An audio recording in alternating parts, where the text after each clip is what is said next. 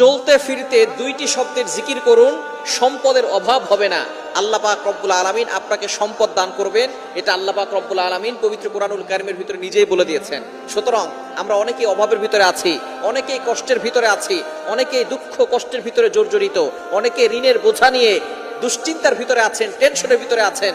যত ধরনের টেনশন আছে, যারা ফ্রাস্ট্রেটেড পিপল, তাদের জন্য এই দুইটি আমলের কথা বলবো। আমি নিজে করে উপকার পেয়েছি, যাদেরকে এই আমলগুলো বলেছি তারাও অনেকটা উপকার পেয়েছে, এবং নবীজি সাল্লাল্লাহু আলাইহি সাল্লাম নিজেই কথা জানিয়ে দিয়েছেন উপকারের কথা। আল্লাহ পাক রব্বুল আলামিন নিজে বলে দিয়েছেন। আপনি চলতেছেন ফিরতেছেন, ওযু ছাড়াও আপনি আমলগুলো করতে পারবেন। একেবারে সহজ দুইটি আমল। নাম্বার 1, এক নাম্বার আমল হচ্ছে ইস্তেগফার।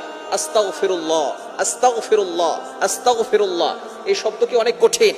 আস্তাগফিরুল্লাহ পারে না এটা কিন্তু কোনো মুসলমান নাই যারা আস্তাগফিরুল্লাহ পড়তে পারে না।